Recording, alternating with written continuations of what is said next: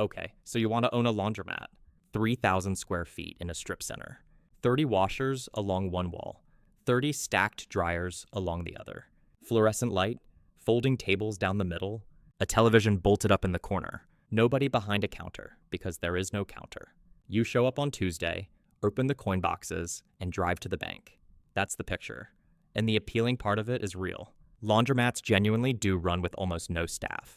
The demand genuinely is recession resistant, because people wash clothes in every economy. Nobody is going to disrupt the physical act of getting water out of fabric. So here's the problem. Walk into one and count the machines. 30 washers, 30 dryers, a number you can write on a napkin. It feels like the business is the machines. Buy more machines, make more money. It isn't. The machines are the vending mechanism. They're the coin slot with a drum attached, because a laundromat is not really a laundry business. It is a utility resale business. You buy water, natural gas, and electricity at commercial rates. You convert them into hot water and hot air, and you sell them back to the public in 8-minute increments at a markup. Everything else in the building, the machines, the floor, the folding tables, exist to meter that transaction. And the moment you look at it that way, the numbers stop being about laundry and start being about a spread. Let's start with what it costs to open the doors, because the machines are the part you can shop. There isn't one kind of laundromat. There are about 6, and they are meaningfully different businesses. At the simplest end is the unattended coin store. Coin drops on every machine, no staff, opening hours governed by a timer and a security camera. Lowest labor, lowest revenue per square foot, and a business that lives entirely on the spread. Then the attended card or app store, same equipment, but the coin mechanisms are gone, replaced by a card reader or a phone payment. There is a person on site. This sounds like a small change, and it is not, for a reason we'll come to that has nothing to do with convenience. Then the wash-dry-fold operation, where the store also takes in laundry by the pound and processes it with staff. Revenue per pound is far higher. So is labor, and labor behaves completely differently from utilities. Then the commercial route operation, which mostly serves businesses. Restaurants, salons, gyms, short-term rentals on contracts. Using the same equipment during hours, the public isn't there. Then the pickup and delivery hybrid, which is a logistics business wearing a laundromat's plumbing. And then the apartment or campus laundry room, which isn't a store at all. It's a machine lease on somebody else's real estate, with a revenue share and no walk-in traffic. Each of these answers the same question differently. Are you selling utilities to strangers or selling labor to accounts? That decision determines everything. And once the plumbing is in the ground, you have largely answered it. Now here's where the mental model breaks down.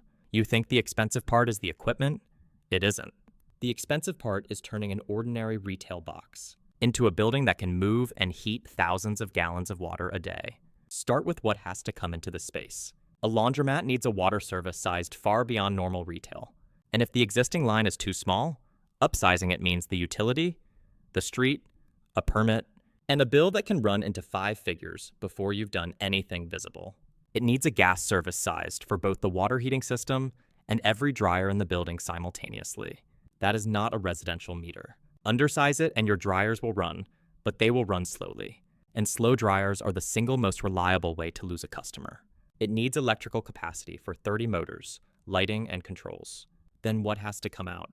Every gallon you bring in leaves again, carrying lint and detergent, which means floor drains, trench drains, proper slope, and in many jurisdictions, a lint interceptor that gets cleaned on a schedule. Wastewater from a laundromat is regulated in a way most retail tenants never think about. Then venting. Every gas dryer needs its combustion exhaust routed outside, and the ducting has to be run, sealed, and inspected. Lint in a duct is the most common fire risk in this entire industry, which is why the ducting design gets scrutinized and why cleaning it is not optional. Add the floor, which has to be waterproofed and sloped, and able to carry the weight of loaded machines. Add the electrical rough-in. Add signage, security, lighting, and seating.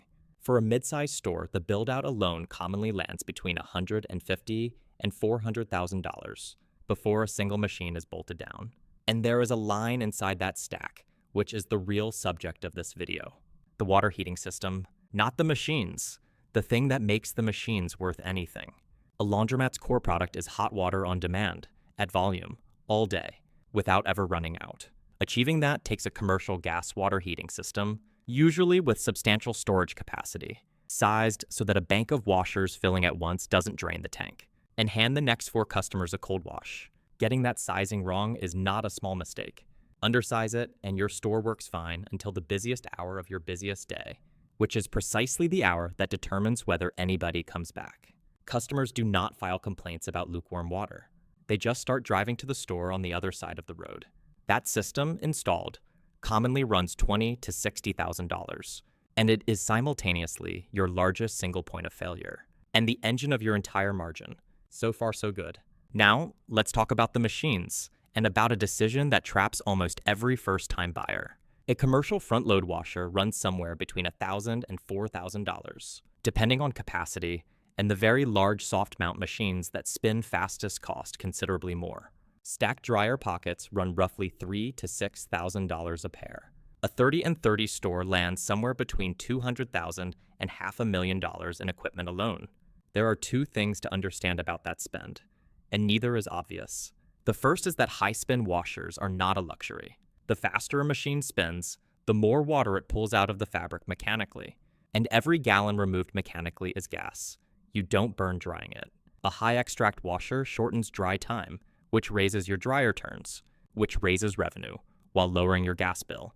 The expensive washer is a gas-saving device disguised as a washer.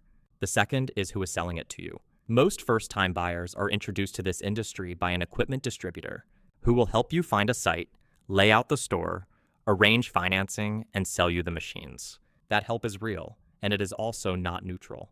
The distributor's business is selling equipment. A store that is slightly over-equipped for its trade area is a worse business for you and a better sale for them. Nobody is behaving badly. The incentives simply are not aligned, and it is worth knowing whose they are. Which brings us to location, and here the analysis is more specific than foot traffic. Your customer is precisely defined. It is somebody who does not have a washer and dryer where they live. That's it. That is the entire market. Not people who like clean clothes, people without hookups. So, the trade area question is not how many people live nearby. It is how many rented units within about a mile of the door lack in-unit laundry. Older apartment stock, subdivided housing, multifamily without hookups. Density matters enormously because a meaningful share of your customers arrive carrying their laundry. That is also why parking matters more than it seems for a business people walk. 2. The customers who don't walk are hauling 4 loads in a car, and they will not circle a lot with a full trunk twice. And it introduces the slowest, quietest risk in this industry. Every new apartment building constructed in your trade area almost certainly has in-unit laundry, because that is now standard. Every renovation of an older building tends to add hookups, which means your addressable market can erode for a decade, without a single competitor opening, purely because the housing stock around you improved. A laundromat can be killed by prosperity. Now we get to the part that explains this entire business. Forget the machines. Think about one cycle. A customer puts money into a washer. That machine draws a quantity of water, most of it heated by your gas system, agitates for a while on a modest amount of electricity, drains, and spins. Then that same customer moves the load to a dryer, which burns gas to make hot air and runs a motor to tumble. Every single one of those inputs is something you bought at a commercial rate. Water, sewer, gas, electricity. Add the fractional cost of the machine wearing out. Depending on your rates, your machine efficiency, and your local sewer charge, the all-in utility cost of one wash cycle commonly lands somewhere in the range of 40 cents to $1. The dry cycle is mostly gas and lands somewhere in the range of 20 to 50 cents. And you vend that wash for $3 to $6 and that dry for 2 to 4. That gap is the business, not the machines. The gap, which means your profit and loss statement is not really about laundry at all. It is a bet on the price of natural gas, the price of water, and the price your local utility charges to take the water away, against a vend price you control on paper. Read that again, because the phrase on paper is doing an enormous amount of work. Here is the asymmetry that defines this industry. Your costs reprice whenever the utility says so. Your prices reprice whenever your customers will tolerate it, which is a completely different and much slower schedule. Gas rates can move sharply in a single winter. Municipal water and sewer rates get raised by ordinance, on a schedule you do not control, and sewer is frequently billed as a multiple of your metered water. So a water increase hits you twice. Meanwhile, your customer is, by definition, a person who does not own a washing machine. This is a price-sensitive population, and they are counting quarters. Raise a wash from $4 to $4.50. and a measurable number of them will start driving to the store a mile away that hasn't raised yet. Vend price in this industry is famously sticky, and operators sit on increases for years, watching the spread compress, because the alternative is watching turns fall. Which brings us to the number that actually runs a laundromat. Turns per day. A turn is one machine running one cycle. If you have 30 washers and they collectively run 60 cycles in a day, you are doing 2 turns per day. That single number, more than anything else, tells you whether a store works. Below roughly 2 turns a day, a store is usually struggling. Around 3, it is generally healthy. 4 and above is a strong store in a dense market. And the reason this metric dominates everything is that almost all of your costs are fixed. Rent does not care how many cycles ran, neither does your loan payment, your insurance, or your lighting. Only utilities scale with usage, and utilities are the one cost that is genuinely variable. So every marginal turn above your break-even is almost entirely spread, dropping through to the bottom line. And every turn you lose takes the full spread with it, which raises the question of why anybody tolerates this. Why do customers come back to a room with fluorescent lighting to feed quarters into a machine? Partly because they have no alternative. That's the definition of the market. But the operators who do well understand something past that. The customer is not buying clean clothes. They are buying back an afternoon. A person doing 4 loads is trapped in your building for roughly 90 minutes. That is the actual product being consumed. A block of time in a room, which is why the details that look cosmetic are not lighting, cleanliness, working machines, a clean bathroom, seating, Wi-Fi, a television, a vending machine. None of that is decoration. It's the difference between 90 minutes somebody tolerates and 90 minutes they resent. And resentment is what sends them to the other store when it raises prices last. The single most powerful version of this is dryer speed. A customer who can dry a load in 30 minutes instead of 50 gets an hour of their life back and will drive past a cheaper store to get it. Fast dryers are not an amenity. They're the reason your vend price can be higher than the store down the road. There's a structural layer here that catches new owners badly, and it is not regulatory. It's the lease. Understand what you have physically built. Your water service, your gas service, your drains, your interceptor, your vent penetrations, your reinforced floor. All of that is embedded in somebody else's building. It cannot be moved. If you leave it behind. Which means at the end of your lease term, you are negotiating with a landlord who knows with complete certainty that relocating would cost you your entire build-out. That is the weakest negotiating position in commercial real estate, and it arrives on a schedule you agreed to years earlier. This is why experienced buyers care about remaining lease term more than almost anything else, and why they push for options, extension rights at defined terms, rather than trusting goodwill. A store with 4 years remaining and no options is not the same asset as an identical store with 15 years of secured occupancy, no matter how similar the collections look. There's a second contractual layer worth naming. Water and sewer are usually not something you can shop. There is one provider. The rate is set by ordinance, and your only defense against an increase is using less, which is precisely why equipment efficiency is a financial decision rather than an environmental one. Before we get to how these break, there's a structural decision sitting underneath everything. And in this industry, it is sharper than in most. Do you build a new store or buy one that already runs? Building means you choose the site, size the water heater correctly, specify high extract washers, and lay out the floor the way you want it. It also means you spend $300,000 or more on plumbing, venting, and machines, and then open on a Tuesday with nobody in the building and no habit formed anywhere in the neighborhood. Laundromats build their customer base slowly because using one is a routine rather than a purchase, and routines take months to move. Buying means the routine already exists. The customers are in the habit, the turns are established, and the build-out is behind you. You pay more because you are buying proven volume rather than parts. But look closely at what you are actually being asked to trust in each case. In a build, your risk is that you have misjudged the trade area, that the housing stock has more hookups than you assumed, and the customers you modeled don't exist.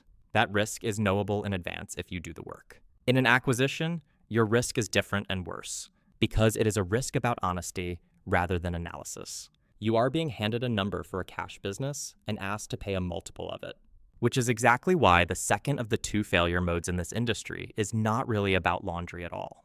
Now let's talk about how these businesses actually break, because it usually happens in one of 2 ways, and neither is dramatic. The first is the margin squeeze. Consider what happens to a store when natural gas prices climb sharply over a single heating season. Nothing visible changes. The same customers come, the same machines run. Turns per day are unchanged.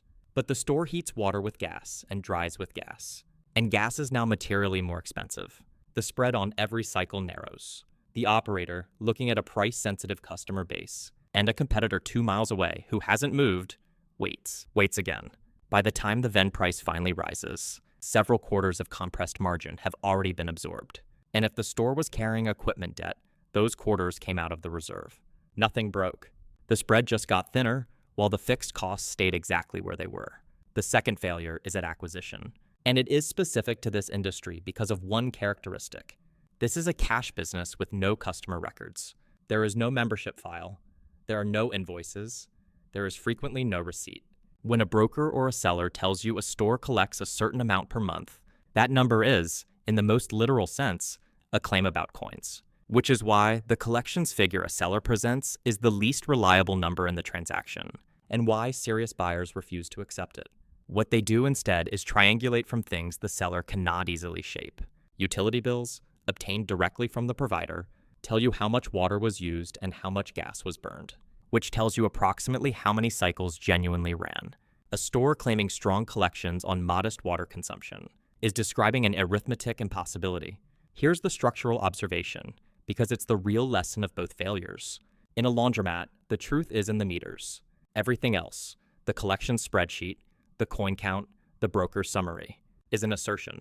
The water meter and the gas meter are the only parties in the transaction, with no incentive to lie. So let's do the math plainly. Take a store with 30 washers and 30 dryer pockets, doing 3 turns a day on the washers. 30 washers at 3 turns is 90 wash cycles a day. At an average vend of $4.50, that's about $400 a day in wash revenue. Dryers typically generate somewhere between 50 and 70% of what the washers do, so call it another $240. Say $640 a day, roughly $19,000 a month, a little over $230,000 a year in VIN revenue. Now the utilities, which are the whole story. 90 wash cycles a day at, say, 70 cents of water, sewer, and gas each, is $63. Drawing gas and power adds perhaps $30. Add lighting, heating the space, and everything else, and utilities land somewhere around $3,000 to $4,000 a month. Call it $42,000 a year. Then rent for 3,000 square feet, which in a modest strip center might be $60,000 a year. Insurance, licenses, security, alarm monitoring, card system fees, and card processing. Repairs and parts, which in a store full of water-carrying machinery is a permanent line. Rather than an occasional one, call it $15,000. Light attendant labor and cleaning, say $25,000. Add it up and total operating costs land somewhere near $160,000, leaving roughly $70,000 of operating profit on a store that costs perhaps $450,000 to build out and equip. That's a 15% return on the money in the ground from a business that needs an owner on site a few hours a week, which is genuinely good, and it explains why people want them. Now watch what happens when the spread moves. Push utilities from $42,000 to $60,000. Entirely plausible in a bad gas year combined with a municipal water increase. And hold vend prices flat because you're afraid of losing turns. Operating profit falls from $70,000 to $52,000. You have lost a quarter of your profit without losing a single customer and without anything about the store changing. That is what it means to own a spread rather than a product. Which is why the operators who do best rarely rely on the spread alone. Wash dry fold is the largest of the alternatives, and it works because it sells labor into capacity you already have. The machines sit idle during weekday mornings. The rent is being paid regardless. Processing laundry by the pound during those hours converts dead capacity into revenue at a much higher rate per cycle than self-serve. Commercial accounts are the disciplined version of that. Restaurants, salons, gyms, medical offices, and short-term rental operators produce predictable weekly volume, pay on invoice rather than in quarters, and critically, deliver on your schedule rather than at your peak. Pickup and delivery extends the same idea past the walls of the building, and it changes the customer entirely. Somebody paying for laundry to be collected and returned is not the price-sensitive quarter counter. They're buying time, and they will pay accordingly. Then the small things that cost nothing because the space is already rented and already lit. Vending, an ATM, soap and supplies sold on site to a customer who forgot theirs and is not going to leave. None of it is glamorous. Together, it can add a meaningful share to the top line without adding a single machine. And more importantly, it adds revenue that is not a bet on the price of gas. Let's put a full year on the table both ways. The good year. Turns hold at 3. A competitor 2 miles away closes, and you absorb some of their customers, pushing your busiest hours higher.